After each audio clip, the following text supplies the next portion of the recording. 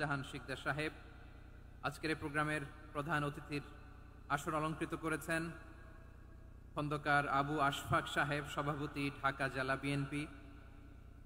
সকাল থেকে আলোচনা করেছেন সম্মানিত বিশেষ বক্তাবৃন্দ, আলোচকবৃন্দ এবং বিশেষ অতিথিবৃন্দ সহ যারা আজকের এই প্রোগ্রামে যে কোনোভাবে আপনারা সম্পৃক্ত ছিলেন। আমি সবাইকে অন্তরের অন্তঃস্থল থেকে শুভেচ্ছা জানিয়ে শুরু করতে চাই। প্রিয় বারোয়াখালীবাসী, এবার বলেন আপনারা কেমন আছেন সবাই? দুপুরের লাঞ্চ হয়েছে? হয়েছে কার কার দেখি? সামান্য একটু সামনে যাবে। লাঞ্চ হয়েছে কার কার? হাই হাই।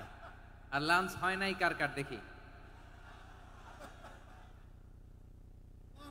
আল্লাহ এই ভালোবাসাগুলোকে তুমি কবুল করো।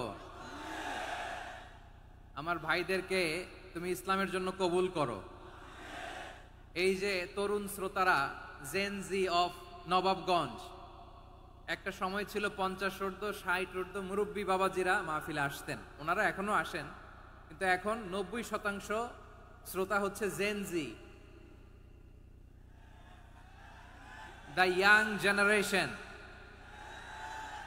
the future heroes and icon of Bangladesh. তোমাদের হাতেই বাংলাদেশ নিরাপদ। আমরা দেখেছি যত জুলুম, যত ফ্যাসিবাদ, যত অন্যায়, যত অত্যাচার, সব কিছুকে তোমরা দুমড়ে মুচড়ে সত্যের পয়গামকে 56,000 বাংলাদেশের প্রতিটি ইঞ্চি মাটিতে ছড়িয়ে দিয়েছো তোমরা। তো তোমাদের হাতে নিরাপদ এদেশের লাল সবুজের পতাকা। এজন্য তোমাদের কাঁধে অনেক দায়িত্ব। আবেগ আর বিবেকের সমন্বয়ে আমাদেরকে সামনে আগাতে হবে, বাংলাদেশকে রিবিল্ড করতে হবে। লেটস রিবিল্ড আওয়ার নেশন, ঠিক কিনা বলেন? এজন্য পরিশ্রমী হইতে হবে, ক্যারিয়ার গঠন করতে হবে, দেশের জন্য কাজ করতে হবে। পরিশ্রমে লজ্জা নেই, লজ্জা অলসতায়, ঠিক কিনা? পরিশ্রম করলে যে গা থেকে ঘাম ঝরে, এখানে যে লোনা পানি ঝরে, এই লোনা পানিতে জন্মায় সফলতার বীজ। আমার বারোয়াখালীর যুবক শ্রেণী, যুবক ভাইয়েরা, পরিশ্রমী হইতে হবে। ফ্যামিলির জন্য, নিজের জন্য, দেশের জন্য আমাদের কাজ করতে হবে। রাজি আছি তো সবাই? আল্লাহ সবাইকে কবুল করুক, আমরা পড়ি আমিন। প্রিয় ভাইয়েরা, আমাদের সময় খুব কম, কথা অনেক বেশি। অনেকে আপনারা দুপুরে খাবারও খেতে পারেননি, অনেকে গতকাল চলে আসছেন। গতকাল আসছেন কারা কারা দেখি? ইয়া সালাম। গতকাল যারা আসছে সব সামনের জায়গা প্যাক করে রাখছে একেবারে। মাশাআল্লাহ, মাশাআল্লাহ, আল্লাহ কবুল করো তুমি। প্রিয় ভাইরা, আজকের প্রোগ্রামটি খুবই সুশৃঙ্খল, ওয়েল অর্গানাইজড, ওয়েল ডিসিপ্লিন। বসুন বসুন, থামুন, কিছুই বলা লাগতেছে না আমার। আলহামদুলিল্লাহ, আলহামদুলিল্লাহ। আপনারা যে যেখানে আছেন বসতে পেরেছেন বসুন, দাঁড়িয়ে আছেন দাঁড়িয়ে শুনুন। আমার সাউন্ড ঠিকঠাক মতো শুনতে পাচ্ছেন তো? হ্যাঁ, পাচ্ছেন? আমি ওঠার আগে কে কে উঠবেন হাত তোলেন দেখি।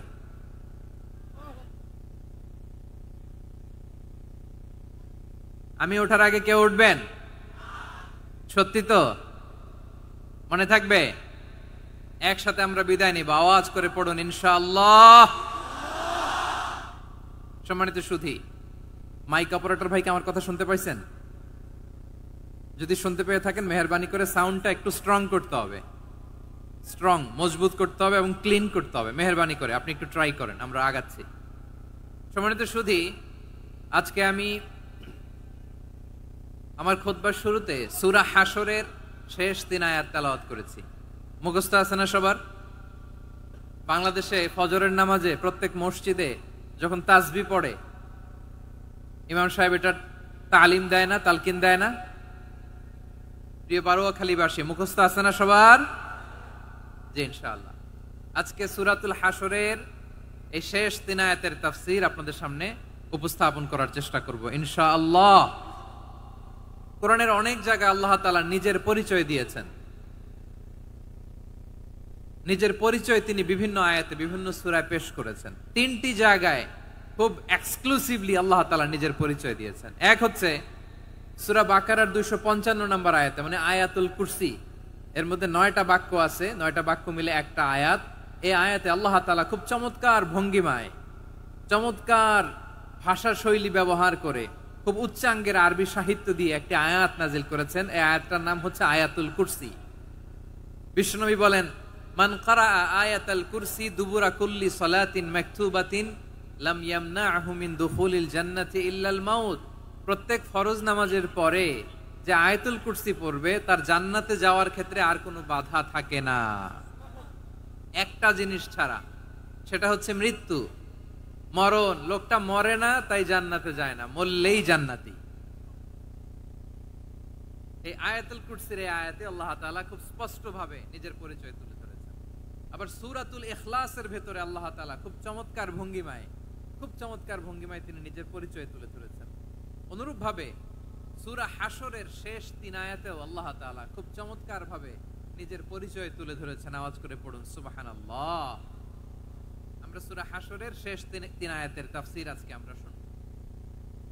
আসুন আমরা আমাদের রবকে চিনে নেই। আজকের আলোচনার টপিক হচ্ছে আসুন আমাদের রবকে চিনি। আসুন আমাদের, সবাই বলুন, আসুন আমাদের রবকে চিনি। আজকের আমার ঢাকা বিভাগের প্রোগ্রাম থেকে, এই নবাবগঞ্জ বারুয়াখালীর প্রোগ্রাম থেকে আমরা আমাদের রবকে চিনে যাব ইনশাআল্লাহ। বলেন সবাই। সূরা হাশরের শেষ 3 আয়াতের একটা বিশেষ ফজিলত আছে, এটা আপনারা পড়বেন। কি ফজিলত? বিষ্ণু ইসা ইসলাম বলেন, মান ক্বালা হিনা ইউসবিহু সালাসা মাররাতিন আউযু বিল্লাহিস সামিউল আলিম মিনাশ শাইতানির রাজীম থুম্মা ক্বারাআ সালাসা আয়াতিন মিন আখিরি সূরাতিল হাশরি ওয়াক্কালাল্লাহু বিহি ৭০